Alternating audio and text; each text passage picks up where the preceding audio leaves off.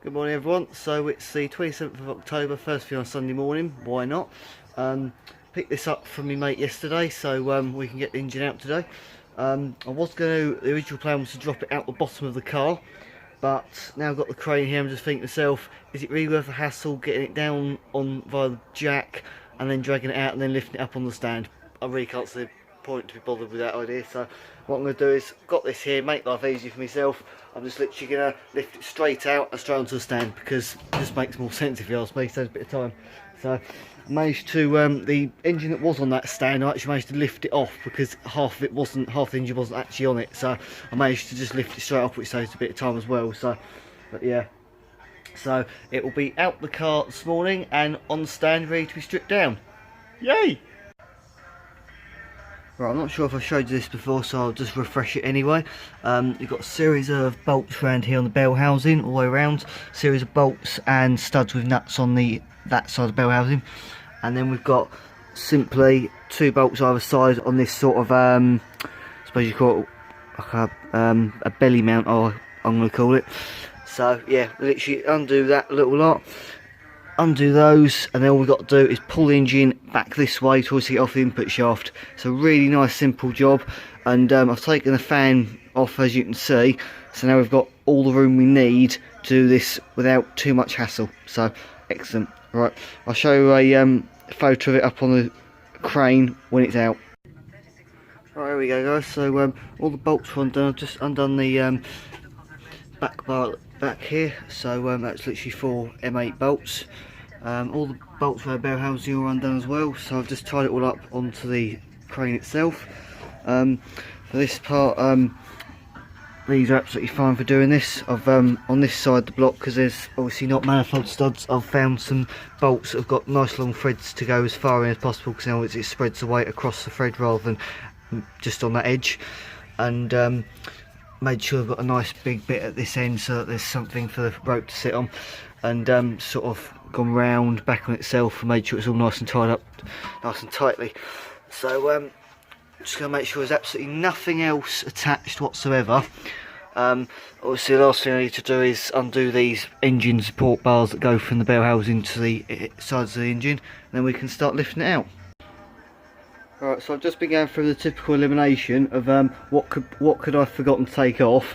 I've taken all the bell housing bolts out. These bolts are out, as you can see, and as it turned out, if I come under here and show you, I completely forgot about these, which are basically I've undone these brackets here that mount between the bell housing and the engine.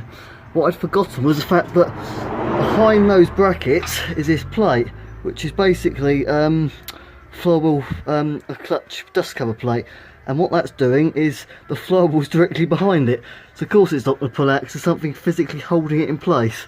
So I'm just going to take these brackets off and that plate, and it should pull straight out. There we go, so that's the brackets and the flywheel dust cover off, and there we go. So now, theoretically speaking, it should pull straight out. There we go guys, lo and behold, it is out. So now we've just got to pull it all the way out of the bay itself, put it on the stand, and then we can start stripping it down. Really happy with the progress this morning. Okay, while it's up here in the air, I'm just going to take the opportunity to take this rear mounting off. It looks like it's a 30mm nut either side on a stud, so I'm just going to take it off. It's going to mean that we can swing it around without having to make sure we've got enough clearance to pass that. And yeah, then we're going to put the stand on this end. That stud goes in one, and then I think on the other end you'll use this one here and put a nut here and just rotary bolt through, and it works quite well. So let's get to it, shall we? Right, so at the moment I've just realised that I'm trying to put my plate on. So I'll grab it off here off the floor. There we go. But any way to really put this on, the way it's going to work well, is take the clutch and the flywheel off, which I completely forgot about because that's how long ago it was that I put the other engine on. So just going to take the pressure plate off, and then we can unbolt the flywheel and we can go from there.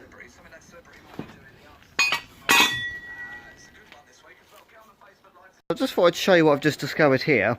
So classically speaking, the friction plate would look like that. So it's nice and even all the way around, and you can see the fact that there's no like dig outs in it at all. If we look at the pressure plate, this is the case. It's nice and shiny, which means that you had the whole disc making full contact nice and flat the entire time. However, if we look on this side, you'll see a lovely great big, almost like a band around the middle where the rivets are. And then if we look at the flywheel, we've got basically the same thing, but it's sort of been cutting into the flywheel. So that is potentially why it's been feeling like it's been slipping, because effectively you've lost, well, would you say about possibly 25% of your actual surface area on that plate. So I reckon that's possibly what's been causing it to slip, because as you can see, there is absolutely no oil residue in here whatsoever, which is what I was expecting to find, because I thought of the fact that when you really revved it up you could actually see oil dripping out the back here. So yeah, interesting discoveries. Here we go guys, all sorted. It's now on the stand, ready to go. And now we've got a lovely great big hole in the back of the car. Now the idea I've got here is to give this a really good clean up and possibly even put a little bit of new paint in here to make it look as nice as possible, because at the end of the day you only really get this opportunity with all this space with the engine out. And obviously with the tank out as well, it's going to give me a good opportunity to give all up there a good wire brush and underseal the whole lot up. So yeah, really good progress. And I'm now going to try and pull that out onto the bit in front of the garage and try and give the entire thing a really good degrease, because the last thing you want when you've got the engine wide open is to have dirt falling inside. Absolute no-no. So that's the first thing we're going to do. Right, so degreased engine is about to commence. I've covered up all the most important places like water pump holes, that's an oil breather pipe there, and obviously the in and out on the fuel pump. The rest of it I've literally just soaked in some washing up liquid and some cold water. Left it for about 5 minutes while I set the jet wash up. As you can see, it is pretty caked in oil in just about every orifice. So yeah. So what we're now going to do is get the jet wash out, set up, and then we're going to start jetting the life out of it and get this block a lot cleaner, because you do not want to have all this dirt on the outside and then open it up and then end up with dirt falling inside. It's just a very big no-no. So I've put a bit of cardboard down here to collect all the oil and stuff that comes off, so obviously we'll just be able to throw that away, and while we've protected what we can around us. So yeah, let's get on with it, shall we? I've given it a really damn good wash with the jet wash, soaked it in washing up liquid first, and I think you'll agree it's a damn sight better than it was. There's not oil all over it in every little crevice. So predictably all the things covering all the holes up did fly off. That always happens, so I'm not worried about that at all. But yeah, around the sump especially was absolutely coated in grime, and that's all the bolts are now actually visible rather than all covered up and completely and utterly caked. So yeah, it was 1,000 times better than it did.